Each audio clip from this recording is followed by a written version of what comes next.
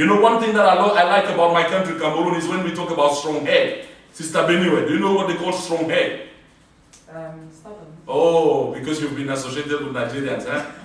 Amen. That is stubborn. And you will discover something about the drunkard. The drunkard is stubborn. I remember one time, there was a drunkard that went out and drank. He drank and was so drunk that when he came back, there had been a sign. They said, it is forbidden for anyone to urinate here. When he came, he stood right under that sign and was urinating right there. When he finished, he came back and he left. And nobody could do anything to him. I am telling you, if you want to make it to heaven, you have to choose to have the Holy Spirit in you. You will not be able to make it to heaven if you don't have the Holy Spirit in you.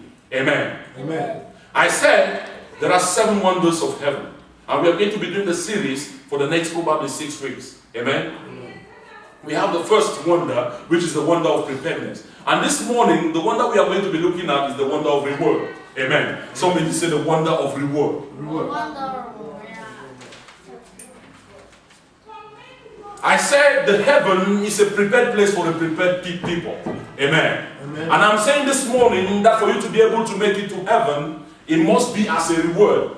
Amen. For all of us that are gathered in this place this morning, for some of us, we are here today not because we came to meet the Lord. We are here today because we are coming to reward Sister Stella for her connection with us. We are here this morning because we want to reward somebody for something they have done in our lives. Because this person has loved us. This person has expressed a number of, a disposition to show us love. We have found ourselves obliged to be able to be a blessing to that person this morning.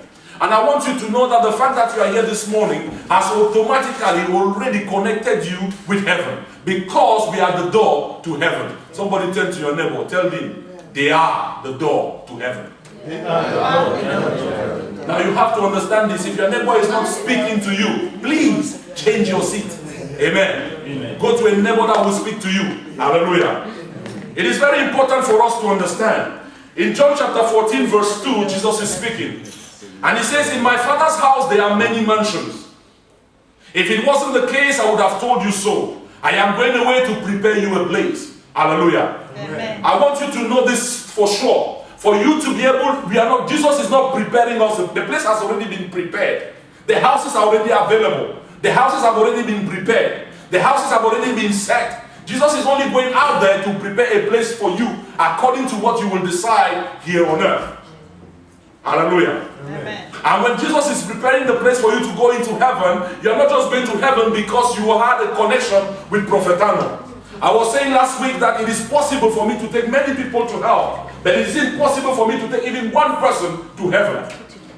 It is impossible for me to take anybody to heaven. The only person that can take you to heaven is Jesus Christ, and you having a relationship with him. Amen. Amen. The Lord our God is faithful. Has he said it, he will definitely and surely do it. Has he declared it, he will definitely and surely do it. Everything he has said in the word, everything he has said in anything will definitely come to be true. One of the reasons why people today don't accept what the Bible says is because they measure the Bible or the word of God according to what people have told them. How many times has somebody told you something and has not lived according to what he has declared to you? And you take that disposition, you take that person's faithfulness and put it to measure with God's faithfulness. My brother and my sister, the Bible says that the heart of man is desperately wicked. The heart of man is desperately wicked. Who can understand it? For everything I will do for you, I will have something in my mind for doing that thing that I am doing for you. For everything I will say about you, there will be a reason for which I will be saying the thing that I am saying. But at the end of the day, the fact that I'm saying the things that I am saying or doing the things that I am doing will not determine that that is the way God functions. Hallelujah. Amen. God has put a number of things and he has said that for you to be able to get them, there is a principle of cause and effect. If you do something, you get something. Hallelujah. Amen. The Bible says that it is appointed unto man once to die, after which judgment. This morning we are here today to celebrate life for some of you. But we are here today also to celebrate the life of Jesus Christ. So it is normal for us to say that we are here today to celebrate life. Hallelujah. Amen. So if we are here today to celebrate life, we have to start by celebrating our own lives. The wisest decision that any man can ever do is to fear God, can ever take is to fear God. Amen. Amen. You can choose this morning and say, Father God Almighty, I have come this morning because I want to be able to have a house, a mansion in that house. You know, I love the Bible because the Bible is a strange book. Amen. You know, when we think, sometimes we see it is possible, it's generally possible to have a house in a mansion, not the other way around. Isn't it? Yeah. You know, in our thinking, it's easier to have a house in a mansion than the other way around. Because Jesus says here there is a house. He says, in my Father's house, there are many mansions. You know, you easily say, in my Father's house, there are many rooms. But you can say, in my mansion, in my Father's mansion, there are many houses. But Jesus is saying, in my Father's house, there are many mansions. Hallelujah. Amen. It is important for us to understand that the way of God are not our ways. The plans of God are not our plans. That situation that in which you are right now, the only reason, the only solution to that problem might be just for you to be able to connect with God and release that key for you to be able to break through. Amen.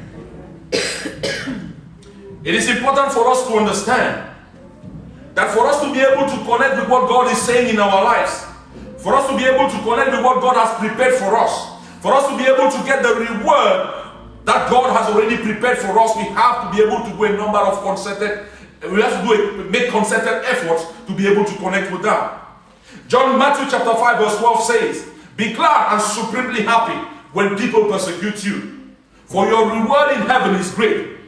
For in this same way, people persecuted the prophets that were before you. Amen. Amen. Our reward in heaven is great. Be glad when people persecute you. I remember one time, there was a church, we all went into the church, people were in the church sitting down, and then suddenly there was a guy that was being chased by thieves outside, by people outside, because he had stolen, and so he ran into the church, and he told the man, push, let me sit. He sat down. So suddenly there was somebody that came after he had come in, and he said, brother, push. It's not everybody that is in church that is a brother. Hallelujah. This was a thief that was just running away from the people that were pursuing him. He came into church because he was sitting, somebody said, brother, push. We can all be in church, but we are not all going to heaven. Hallelujah. I want you to know that your relationship with God is personal. Your relationship with God is you, me, myself, and I tell you, this is the only time when you have the right to be egocentric. Hallelujah. This is the only time when you have the right to be able to make sure that by the time you come to the end, the persecution that people are putting against you, they don't have any grounds for that persecution.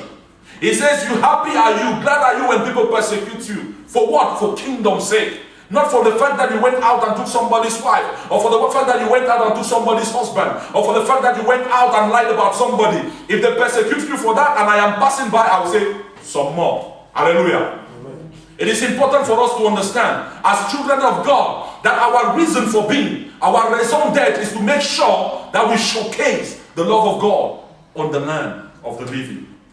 Hallelujah. Amen. Heaven is a prepared place for a prepared people. When you get to heaven, you shall be rewarded. Revelation chapter 22 verse 7 says that in heaven we shall all get crowns. We shall all get crowns. When you go to heaven, they will not build you a new house because the house has already been built. But when we get to heaven, we will know those of us that have served God faithfully and those who haven't.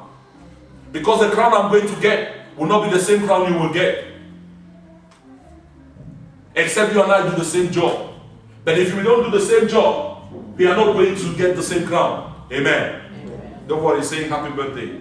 If you want to say, you just lift up your hand and push it again for you to read. Amen. Amen. Hallelujah. Amen. The Lord our God is faithful. All the time. If God has said it, He will definitely do it. If God has declared it, He will definitely do it. That's right. I want you to understand that service on earth, for you to be able to get the reward in heaven, you will get the reward from the service you've done on earth. Amen. God will bless you first on earth before you go to heaven to receive your crown. Hallelujah. I know the story of a man called Elijah. Elijah went out and he spoke against a queen and against the prophets of Baal. The Bible says that he killed 300 prophets of Baal in one day. He slaughtered them with a knife. And when he finished, he left. They went and told a lady called Jezebel that there is a man called Elijah who has just killed all your prophets. The woman said, today I will not sleep until that man's head has fallen like that of my prophets. This man was a man of God. The same man that had opened his mouth and said, only at my voice, at my word, will the heavens open to let down rain. The Bible says that this same man was running away from a woman. What are you running away from today?